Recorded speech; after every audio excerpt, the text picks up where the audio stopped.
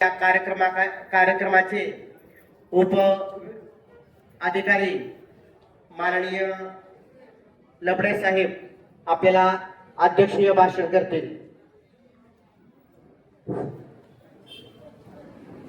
आजच्या छत्रपती शिवाजी महाराज महाराजस्व समाधान शिबिरास उपस्थित नवनियुक्त जिल्हा परिषद सदस्य, नवनियुक्त पंचायत समिती सदस्या, सर्व सरपंच आणि सर्वच लोकप्रतिनिधी आणि माझे सगळे शेतकरी बांधव आणि अधिकारी वर्ग आणि जे काम करणार आहे तो सगळा कर्मचारी वर्ग, मी सगळ्यांचं या ठिकाणी स्वागत करतो.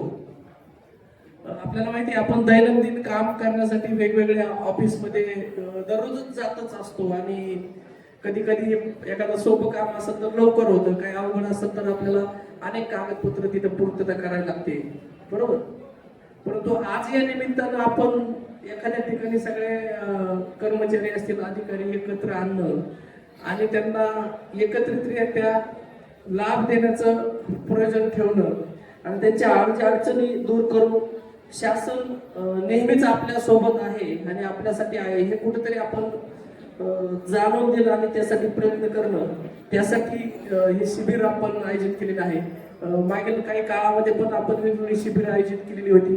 पुढच्या पण काळामध्ये आपण नक्कीच ही शिबिर आयोजित करून हा लाभ आपण जास्तीत जास्त लोकांपर्यंत कसा पोहोचता येईल हा प्रयत्न आपण या निमित्तानं करणार आहोत.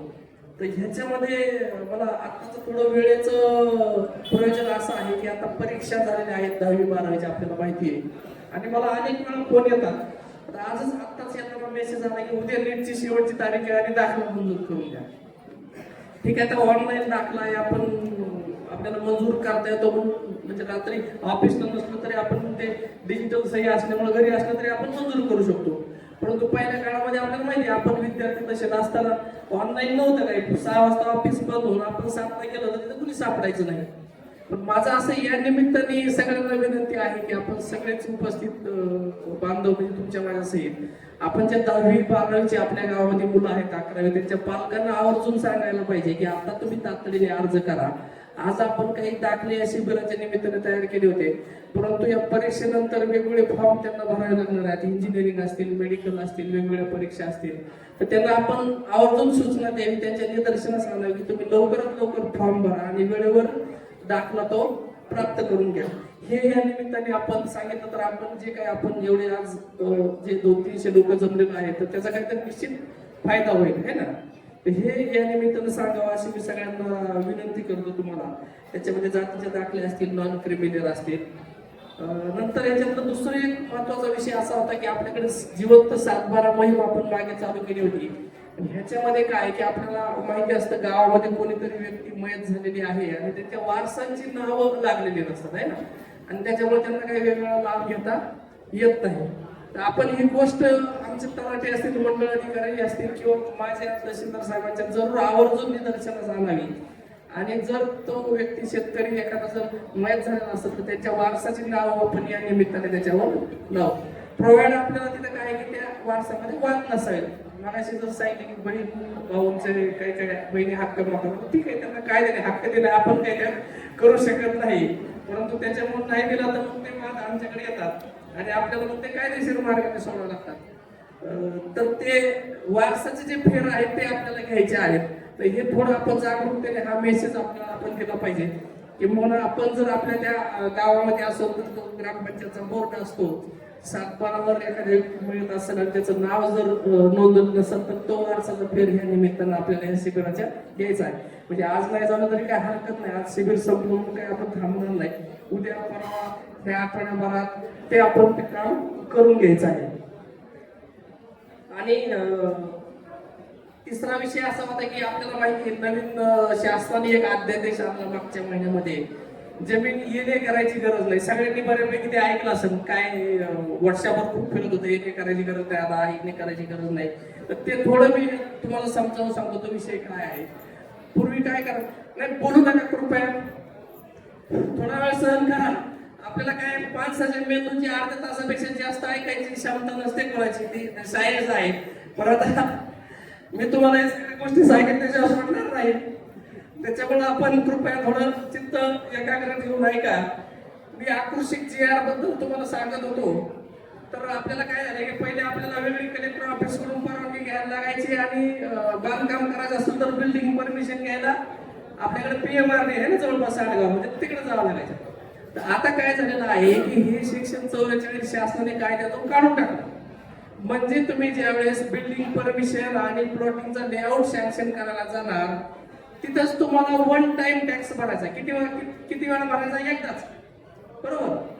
म्हणजे आयुष्यात एकदाच भरायचा. आपल्याला पूर्वी येणे टॅक्स दरवर्षी भरावा लागायचा. बरोबर. म्हणजे जो शेवटी आता काय टॅक्स शिवाय शासन चालत नाही. आपल्याला माहिती वेगवेगळ्या सामाजिक योजना जर आपल्याला राबवायच्या असेल तर सरकारला कर हा जमाच करावा लागतो. प्राचीन काळापासून वाचलेला आहे आपण चाणक्याच्या काळापासून. त्याच्यामुळे त्याला इलाज नसतो. परंतु आता ही गोष्ट थोडी शासनानं सोपी केलेली आहे. ह्याच्यामध्ये आपल्याला काय एकदाच टॅक्स भरायचा आहे. तुम्ही म्हणजे आज जर मला एखाद्या जमिनीचा कृषी वापर करायचा असेल, मला समजा इथं बिल्डिंग बांधायची आहे किंवा इंडस्ट्री टाकायची आहे एखाद्याला, तर आपल्याला काय आहे की त्याला जिथं मंजुरी घेणार आपण त्या प्लॅनिंग अथॉरिटी कडून. आता आपल्याकडे काय प्लॅनिंग अथॉरिटी कुठे आहे का? 3 गोष्टी आहे ना. आपल्याकडे प्लॅनिंग अथॉरिटी आहे PMRD, बरोबर, वरवण पर्यंत. नंतर आपल्याकडे प्लॅनिंग अथॉरिटी आहे नगरपालिका क्षेत्रासाठी. आणि जिथं कोणी नाही तिथं प्लॅनिंग अथॉरिटी सध्या कलेक्टर आहे. बरोबर. जी राहिली 10-12 गावं असतील तिथे. तर इथं आपण त्या ऑनलाईन BPMS जी प्रणाली आहे, बिल्डिंग परमिशन मॅनेजमेंट सिस्टीम नावाची, तर हे पण सगळं ऑनलाईन झालेलं आहे. म्हणजे काही काळानंतर मला माहित नाही आधार कार्ड जर आपण मतदान सुद्धा करून करता येईल लोकांना. म्हणजे ह्या जो आपण प्रपंच करतो त्याची गरज लागणार नाही. तर ठीक आहे, असो त्याला किती वेळ लागेल माहिती नाही. आपण सगळे ट्रान्झिशन फेज मधून आहोत, बदलत्या ह्याच्यामध्ये तंत्रज्ञानाच्या काळातून जात आहोत. तर ह्याच्यामध्ये काय करायचंय तर त्याला परमिशन घेताना एकदाच तो टॅक्स भरायचा. तर टॅक्स किती भरायचा आहे? बाजार मूल्याच्या 1000 स्क्वेअर मीटरच्या आतलं जर आपण ते बांधकाम किंवा लेआउट असेल आपलं तर त्याच्या 0.8%. जर 1000 स्क्वेअर मीटर ते 4000 स्क्वेअर मीटर असेल तर 0.25%. आणि 4000 स्क्वेअर मीटरच्या वरती जर आपलं बांधकाम किंवा काय असेल तर त्याला टॅक्स भरायचा 0.50% बाजार मूल्याच्या. हा एकदा तुमचा टॅक्स भरला तर पुन्हा तुम्हाला दरवर्षी टॅक्स भरायची गरज नसणार आहे. आणि आता ह्याच्यामध्ये फक्त एकच प्रोव्हिजन आहे की आता ज्यांचं पूर्वी येणे झालंय, आता काहीच्या याच्यात असं समज होतं की आता मागचं पण फरक काही द्यायचा नाही. तर तसं नाहीये. ज्या वर्षी आपण समजा माझ्याकडे 2010 मी येणे केलं असेल तर त्यावेळेसच्या व्हॅल्यूच्या पर्सेंटेज मध्ये टॅक्स भरायचा. कारण काय की भविष्यात त्याला भरायची गरज नाही. म्हणजे थोडक्यात वन टाइम हा टॅक्स भरायचा आहे.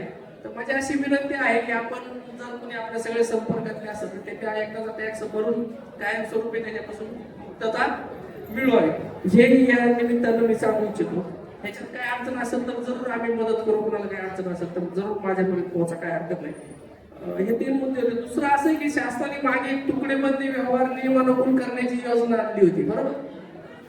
तर ह्याच्यात काय होतं की आपल्याकडे जिथं प्लॅनिंग अथॉरिटी आहे आणि एखाद्या समजा येऊन एक 2 किलोमीटर काहीतरी इंडस्ट्रियल झोन डिक्लेअर केला असेल समजा किंवा रहिवासी झोन डिक्लेअर केला असेल, बरोबर.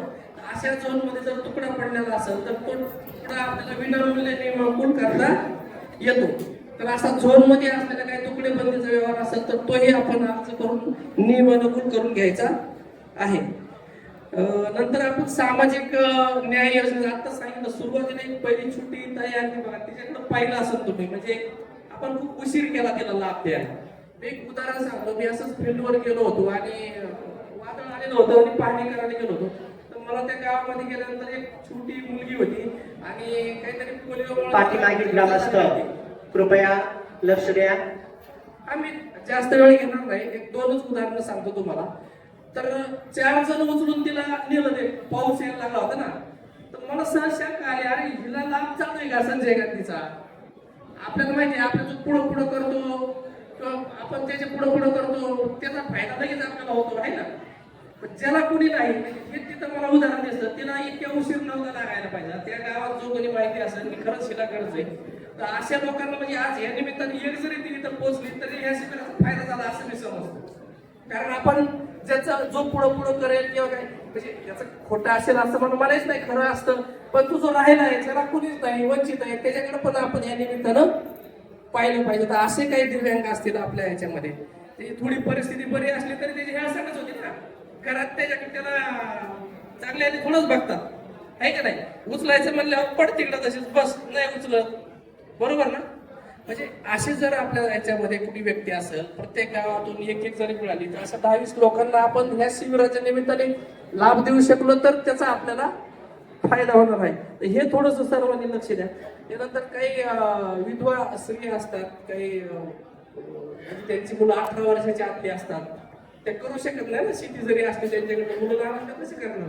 तर अशा पण आपण थोड्याशा ज्या काही महिला आपल्या निदर्शनास आल्या तर त्यांना आपण या निमित्ताने लाभ द्यायचा आहे. नंतर काय आहे की आपल्याकडं वाद असतात, साहेबांनी सांगितलं असं, आपण आता अनेक वाद सुरू आहेत. तर माझ्याकडं आता 2 वाद सुरू आहेत, तर मिटवण्यासारखं असेल तर मी बऱ्याच वेळा प्रयत्न करतो तिथं केस चालू असताना. आता काय झालं की एक वडील आणि 4 मुली आहेत, त्यांना मुलगा नाही. आता वडील म्हणतात 4 मुलं शेती देणार नाही, मुली म्हणतात आम्ही त्यांना सांभाळतो. मुली म्हणतात नाही, आता म्हातारपणी लग्न करणार आहे तर ते शेती त्यांना देणार आहेत. आता मी काय केलं हात लावून घ्यायचा का. मग अशा आमच्या 3-4 तारखा चालल्या. त्या मुलींना खूप वेळा समजावून सांगलं, अरे वडिलांना सांभाळा, आता वय दिसतंय त्यांचं 70-80. आपल्याला माहिती ना माणसाचं आयुष्य किती, शेवटी किती दिवस जाणार आहे. मग ते एखादा माणूस म्हणल्यानंतर किती डोकं आपटलं, किती जेवण पंक्ती घातल्या तरी तो मागे येणार आहे का, येणारच नाही ना. त्याला काय माहिती मागे किती यांनी गाव जेवण जरी घातलं तर त्याचा काय अर्थ आहे का. जोपर्यंत जिवंत आहे तोपर्यंत सांभाळायला लागते ना. मग ते आता कालच्या केस मध्ये ती मुलगी तयार झाली, आम्ही डबा पोच करतो, हे करतो म्हणून आम्ही लिहून घेऊ तसं, आणि बाबाही जरा कन्फ्युज झालेले आहेत. मग मी थोडासा जरा असा विचार, नुसतंच कागदोपत्री विचार केला असता, ऑर्डर करून टाकले असते तर भांडण थांबलं असतं का हो, नसतं थांबलं. तर भांडण काही थांबलं नसतं ना. पण मी लांब बोलत आता ते काल मिटलंय आमचा विषय. आणखी एक केस माझ्या पुढे आली. त्यांना आता त्या आईला तिकडे पंढरपूरच्या आश्रमात ठेवलेलं आहे, आणि आपल्याला माहिती ज्येष्ठ नागरिकांचा कायदा आहे. आता असं ज्याला कोणी मुलं सांभाळत नसतील तर माझ्याकडे या, तुम्ही शेती जरी त्या मुलाला दिलेली असली तरी ते आपल्याला परत घेता येते. सांभाळत नसतील तरी या, सांभाळत असतील तर मग आनंदाची गोष्ट आहे, काय हरकत नाही. मग ते आईला तिकडे पंढरपूरला ठेवलेलं आहे, आणि हा मुलगा आणि सून, मग दोघींचे वाद येतात. आई म्हणते त्या ती शेती त्या सुनेचे नाव केली त्या मालकानी, ती म्हणते मी मुलाला दिली, त्याने कशाला तिच्या नाव केली. म्हणजे अशी भांडण असतात. तर आपण थोडं जागरूक राहून जर बघितलं तर हे आपण मिटवण्याचा प्रयत्न केला तर तेवढंच आपल्याला समाधान मिळणार आहे. तर असे वाद आपण या लोक अदालतच्या माध्यमातून किंवा ह्या शिबिराच्या माध्यमातून आपण मिटवायचा प्रयत्न केला पाहिजे. ह्याच्यामध्ये आणखी एक आपल्याकडे खूप साऱ्या वर्ग 2 जमिनी आहेत, बरोबर. आपल्याला काही जुने इनाम मिळाले आहेत, काही गायरान जमिनी वाटप झालेल्या आहेत, फॉरेस्ट लँड वाटप झालेले आहेत. तर आता ते आखाडी पडचे चालू आहे. तर अशा जमिनी असेल तर आपण शासनाकडे त्याला काही प्रीमियम, आता मूळ जमीन सरकारची होती आहे ना, शासनाने आपल्याला कसं दिलेली आहे, पण आता आपल्याला वर्ग 1 करायची, म्हणजे आपण स्वतः त्याचं मालक होणार पूर्णपणे. तर असे काही कोणाचे करायचे असेल तर ते अर्ज तुम्ही भरा, आपण कलेक्टरकडे ऑफिसकडे पाठवून त्याचा पाठपुरावा करून ते वर्ग 1 करून देण्याचा देखील प्रयत्न करू. आणखी काही आता आपल्याकडे इथं ॲग्रिस्टॅकचं काम चालू आहे. आपल्याला माहिती आहे ॲग्रिस्टॅक नावाची शासनाने एक युनिक आयडी प्रत्येक शेतकऱ्याला मिळणार आहे, आणि पुढच्या काळामध्ये ज्याला तो युनिक आयडी आहे त्यालाच ते लाभ देणार आहेत. मग काय होणार, काही लाभ आला आणि त्याच्याकडे तो ॲग्रिस्टॅकचा नंबर नसेल तर त्याला तो वेळेत मिळणार नाही. मग त्याला वाटत माझ्या शेजाऱ्याला मिळलं आणि मला काय मिळणार नाही.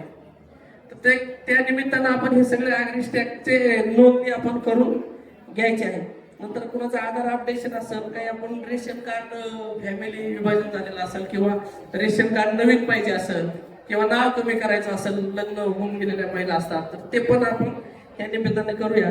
मला वाटतं आपल्या आरोग्य अधिकारी मॅडमनी बाहेर ह्याचं ब्लड प्रेशर आणि शुगर चेकअपचं मी त्यांना ठेवायला सांगितलेलं आहे. जर आपल्याकडे 40च्या पुढच्यांनी जर जाता जाता थोडंसं तपासून घेतलं तर बरं होईल. आपल्याला माहिती आहे आपली आहाराची शैली आता बदललेली आहे. पूर्वी फक्त सणाला पोळ्या मिळायच्या, आता रोज पोळ्या येतात, आणि भाकरी आपण चुलीवरच्या हॉटेलला खायला जायला लागलो, बरोबर ना. कोराच्या म्हणलं की गरिबीचं प्रदर्शन असायचं पहिले, आता कोराच्या आणा म्हणतो. ह्याच्यामुळे काय झालंय की आपलं जे नैसर्गिक जे आपलं धान्य होतं ते न खाता आपण परदेशी गहू आपल्याकडे नव्हता कधी, बरोबर. आपल्याकडे ज्वारी बाजरी हे धान्य होते, आणि मग आता डायबिटीस प्रत्येकाच्या घरात शिरायला लागलेला आहे. मी त्यांना ते म्हटलं आज या निमित्तानं काही जर आर्ली पहिल्याच फेज मध्ये जर डिटेक्ट झाला त्याला उपाययोजना करता येतात, बरोबर. तर ते पण त्यांनी ठेवलेलं आहे आणि पुढच्या काळात पण प्रत्येक शिबिरात आपण ते ठेवावं अशी मी त्यांना विनंती करतो. आज जे काही वयस्कर व्यक्ती असतील तर त्यांनी कृपया या निमित्तानं चेकअप करायचं आहे. ठीक आहे, मला जे जे काही सांगायचं होतं ते सांगून झालेलं आहे. आणखी काय असेल तर मी वैयक्तिक तुमच्यापर्यंत नेहमीच माझा प्रयत्न असतो मिसळायचा, सांगायचा. आपणही काही अडचण असेल तर मला आवर्जून सांगा. आणि मग आपल्या शेवटी गाव करील ते राव काय करील, नाही का. गाव जे करू शकतो तो राजा सुद्धा करू शकत नाही. तुमच्या सगळ्या सहभागाशिवाय ही काही यशस्वी होऊ शकत नाही. त्यामुळे आपण सगळ्यांनी एक टीम म्हणून हा कार्यक्रम आणि पुढचे सगळे कार्यक्रम दौंड तालुक्यामध्ये यशस्वी नक्कीच कराल आणि आपलं सहकार्य लाभेल याची मला खात्री आहे. आणि पुन्हा एकदा मी आपण सगळ्यांनी आपला अमूल्य वेळ काढून या शिबिरास उपस्थित राहिला त्याबद्दल आभार मानतो. एक सांगायचं आयुष्यमान कार्ड काढायचं पण तिथं चालू आहे. आपल्याला जे आरोग्याच्या वेगवेगळ्या योजनांचा लाभ घ्यायचा असेल तर ते पण कृपया आपण काढायचं आहे. आणि आजच नाही, एखादा नसल आज आता उद्या परवा वगैरे पण आपण संपर्क करून ते काढू शकतात. ठीक आहे, मी लांबलेलं माझं मनोगत संपवतो. सर्वांचे आभार, थँक्यू, धन्यवाद. धन्यवाद साहेब.